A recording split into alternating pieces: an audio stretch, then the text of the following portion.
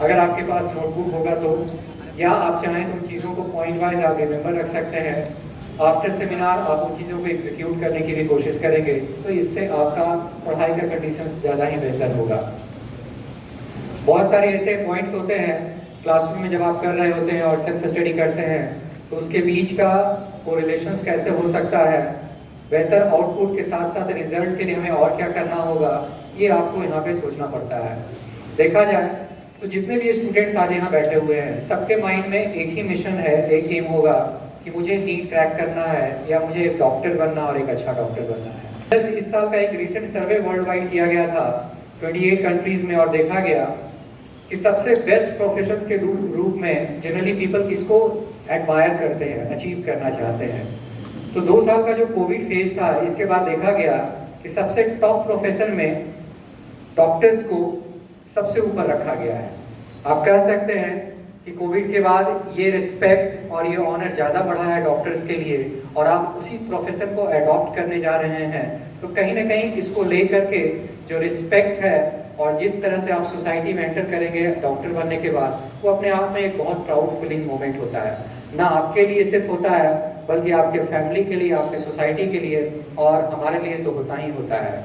तो मैं उम्मीद करूंगा कि आप स्टूडेंट्स आज के इस सेमिनार का मैक्सिमम आउटपुट आप लेकर के जाएं, चीज़ों को बहुत ही बारीकी से सुनिएगा और समझने की कोशिश कीजिएगा। शायद ये जो आज ओरिएंटेशन में बताया जाएगा, ये चीज़ें आपके लिए अगले 2 साल के लिए बहुत मायने रखेगा, क्योंकि हर सेमिनार में चीज़ें अलग अलग रूप में दी जाती है, स्टेप बाय स्टेप, लेकिन आज का जो होता है वो बहुत ही मायने और इम्पॉर्टेंट होता है। आपकी क्लासेस शुरू हो चुकी है, लेकिन फिर भी mid of that we are planning to that, क्योंकि इससे पहले कोविड का फेज था, नहीं कर पा रहे थे, but we have plan right now. लेकिन अभी भी आपके पास टाइम है कि आप इसमें बहुत अच्छा कर सकते हैं और उसको अचीव भी कर सकते हैं।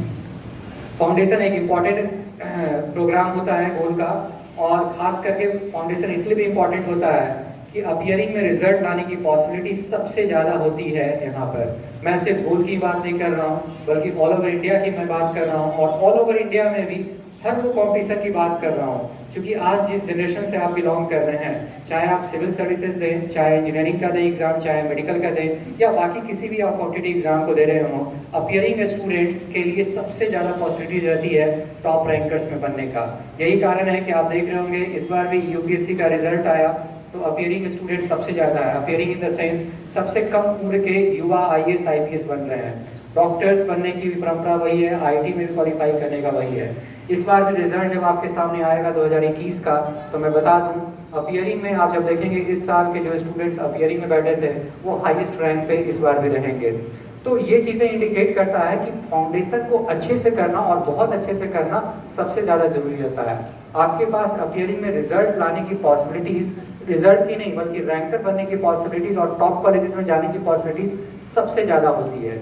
लेकिन यही वो टाइम होता है जहाँ पे आप डिस्ट्रैक्ट भी अपने आप को कर सकते हैं और पूरी तरीके से स्ट्रीम लाइन में आप फोकस भी कर सकते हैं। डिसाइड आपको करना होगा कि इस 1.5 साल में हम अपने आप को फुल फोकस्ड होकर के जो चीज़ें यहाँ पर बताई जा रही है उसको एज इट इज़ फॉलो करें, या कुछ और भी एक्सटर्नल हम अपना दिमाग लगा के कुछ और करें, और फाइनली अपना डिस्टेंस हम खुद ही बहुत लॉन्ग कर लें। ये आपको डिसाइड करना होगा। अगर आप चाहते हैं टाइम पे, समय पे, मंजिल पे पहुंचना, तो जो चीज़ें बताई जाए उसको एज इट इज़ आप करें। ट्रस्ट सबसे इंपॉर्टेंट होता है। ट्रस्ट सबसे पहले आप अपने पे करें, देन इस संस्थान पे करें, क्योंकि इस संस्थान से अब तक जितने भी रिजल्ट आए हैं, जिसे आप देख भी रहे होंगे, वो इंडिया के हर टॉप मेडिकल कॉलेजेस में बच्चे यहाँ से जा रहे हैं। वही सिस्टम है, वही टीचर्स हैं, वही मैनेजमेंट और एक्सपर्ट हैं जो आपको इन चीज़ों को बताएंगे। आपके अंदर भी इंडिया के टॉप लेवल के मेडिकल कॉलेज में जाने की कैपेबिलिटी है और आप बिल्कुल वहाँ पे जा सकते हैं। लेकिन ज़रूरी है कि सबसे पहले मैं फिर से रिपीट कर रहा हूँ, अपने आप पे ट्रस्ट करें, बहुत ही ज़रूरी है।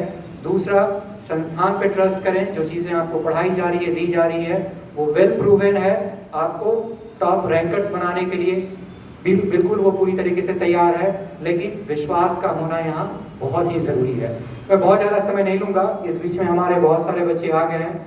बहुत सारे बच्चे कहने का मतलब ये है, इसकी संख्या और भी थी, लेकिन जो बच्चे सिंसियर और डेडिकेटेड और फोकस्ड और जो रिजल्ट ओरिएंटेड है, उनकी संख्या हमारे पास आ चुकी है इस सेमिनार हॉल में। तो मैं इस सेमिनार हॉल को अब इसके अगले स्टेप पे ले जाना चाहूँगा। Not taking too much of time, I would like to invite on the podium our next speaker, who is the Assistant Director of the Gold Institute, Ranjay sir. Please give a warm welcome and give a big round of applause for the Assistant Director Ranjay sir.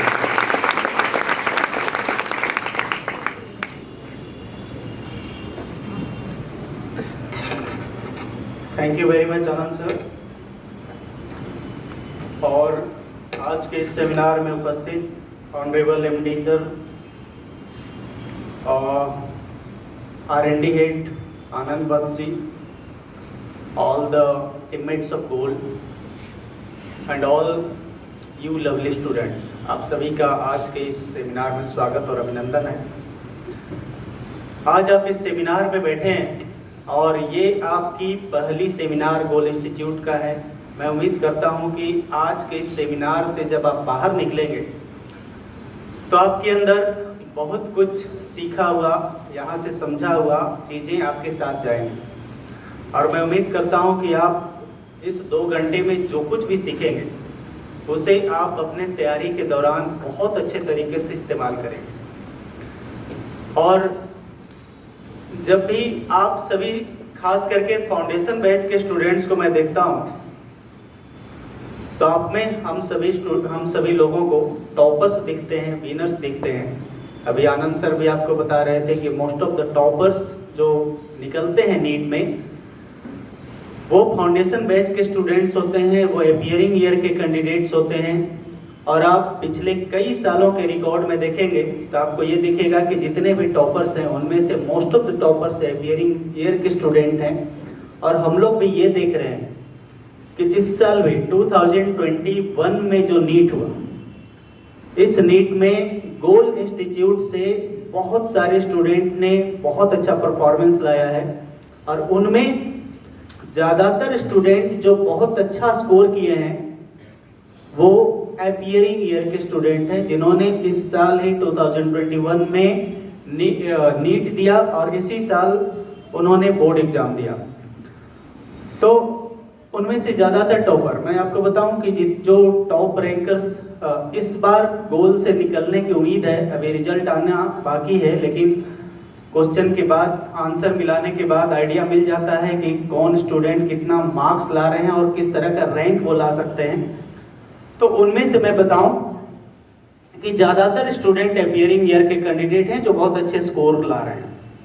4 student हमारे ऐसे हैं जिन्होंने 690 से भी ज़्यादा score किया है out of 720। और वो चारों स्टूडेंट एम्स दिल्ली जैसे कॉलेज, जो कि पूरे इंडिया का सबसे टॉप कॉलेज है, पिछले बार भी हमारे यहाँ से गोल्ड इंस्टीट्यूट से 2 स्टूडेंट एम्स दिल्ली गए थे और इस बार 4 स्टूडेंट जाने की उम्मीद है। तो इस तरह के जो स्टूडेंट जा रहे हैं उनमें 3 स्टूडेंट ऐसे हैं जो फाउंडेशन बैच के यहाँ के स्टूडेंट हैं। तो आप समझ सकते हैं कि आगे आने वाले टाइम में 2023 का जो नीट होगा, उस 23 के नीट में मोस्ट ऑफ द टॉपर जो गोल से निकलेंगे वो आप में से ही कोई होगा। इसलिए आपके अंदर एक ऐसी फीलिंग आनी चाहिए कि हम एक रैंकर बनने के लिए यहाँ कोशिश करने वाले हैं, टॉपर बनने के लिए कोशिश करने वाले हैं। सिर्फ जीत से काम नहीं चलेगा, जीत के साथ एक बड़ी जीत का ड्रीम आपके अंदर होनी चाहिए, तभी आप बहुत अच्छा कर सकते हैं। क्योंकि जितने बड़े सपने होंगे उतनी बड़ी सफलता की उम्मीद आप कर सकते हैं। आज इस सेमिनार में बहुत सारे स्टूडेंट जो गोल के हैं, फाउंडेशन बैच के, उन्हें इनवाइट किया गया था। बट आप देख सकते हैं कि उनमें से आधे से भी कम स्टूडेंट हैं जो आप यहाँ प्रेजेंट हैं। बहुत सारे स्टूडेंट के पास यहाँ ना आने के बहुत सारे बहाने हो सकते हैं। उनके पास कई बहाने होंगे। हो सकता है वो घर से निकले हों और सिनेमा हॉल में चले गए हों, कोई पार्क में चले गए हों, कोई मॉल में चले गए हों, घूमने के उनके पास रीजन है। बट आप यहाँ बैठे हैं क्योंकि आपके अंदर एक स्ट्रॉन्ग बर्निंग डिजायर है कि I want to get success at any cost, that's why you are here.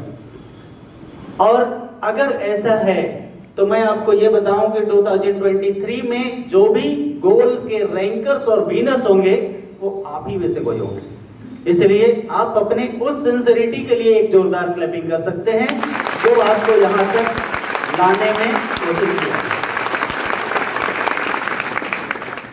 और अभी से यहाँ बहुत कुछ आपको जानकारी मिलेगा, क्योंकि जो भी स्टूडेंट तैयारी करते हैं, आप समझ सकते हैं कि 16 लाख से ज़्यादा स्टूडेंट अभी पार्टिसिपेट कर रहे हैं।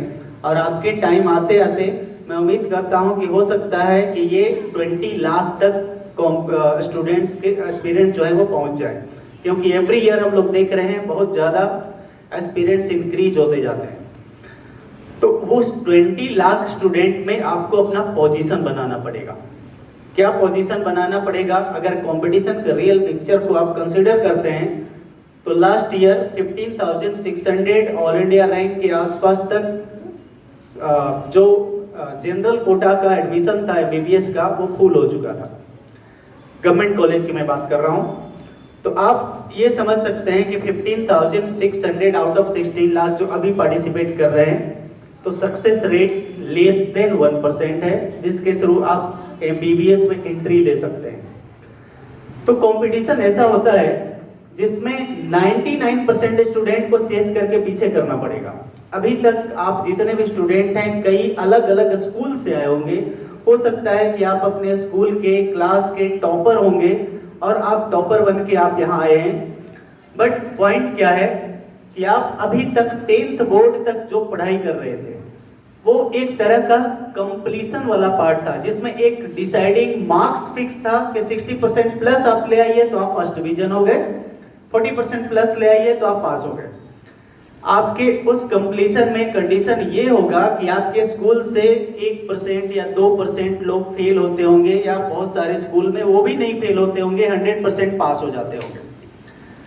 यहाँ उसका सीधा उल्टा कंडीशन होगा। अब आप कंपटीशन में जा रहे हैं, यहाँ मार्क्स डिसाइडिंग फैक्टर नहीं है, यहाँ रैंक डिसाइडिंग फैक्टर है, क्योंकि यहाँ फिक्स नंबर ऑफ सीट्स होते हैं। उस फिक्स नंबर ऑफ सीट्स में से ही किसी को एडमिशन मिलता है। इसलिए कोई मार्क्स डिसाइडिंग फैक्टर नहीं होता, बल्कि रैंक डिसाइडिंग फैक्टर होता है। और आपको किसी भी मार्क्स पे अपने आप को आप सेफ फील नहीं कर सकते। और उस कंडीशन में जितने भी एस्पिरेंट जो पार्टिसिपेंट्स हैं, उनमें से 99% स्टूडेंट को चेस करके पीछे करना पड़ेगा। Then you will get the seat of MBBS. This is the true picture of your competition. तो उस कंपटीशन के लिए अभी तक की जो आपकी स्ट्रेटजी थी 10th तक का, उसमें एक बड़ा चेंज आपको लाना पड़ेगा। बड़ा चेंज ये लाना पड़ेगा कि अभी तक हम 99% सक्सेस रेट वाले जोन में थे, अब 1% सक्सेस जोन वाले सक्सेस जोन में एंट्री हमें लेना है। तो हमें उसी तरह से एफर्ट्स लगाना पड़ेगा, उसी तरह से स्ट्रेटजी और प्लानिंग करनी पड़ेगी।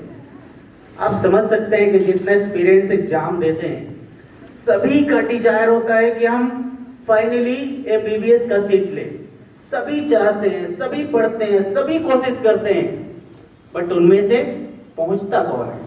जिसके पास एक अच्छा प्लान होगा, जिसके पास स्ट्रॉन्ग बर्निंग डिजायर होगा काम करने का, और जिसके अंदर एक पैशन होगा कि हमें किसी भी हाल में पढ़ाई करके उस मुकाम तक पहुंचना है, जिस मुकाम तक पहुंचने के बाद हमें रिस्पेक्ट एंड ऑनर सोसाइटी से मिलेगा, रेपुटेशन मिलेगा, फेम मिलेगा, मनी मिलेगा, अच्छी लाइफ स्टाइल होगी, और लोग ये बोलेंगे कि हमें इसके जैसा बनना है। ऐसा एग्जाम्पल बनने के लिए आपको स्ट्रैटेजी यूज करना पड़ेगा, सक्सेस फॉर्मूला यूज करना पड़ेगा, और एक सही प्लानिंग के साथ लगातार बिना थके बिना रुके प्रयास करना पड़ेगा।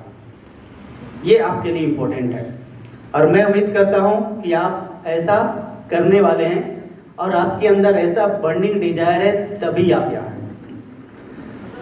और इसको लेकर हमारे एमडी सर आपको बहुत अच्छे तरीके से प्लानिंग और स्ट्रेटजी बताएंगे।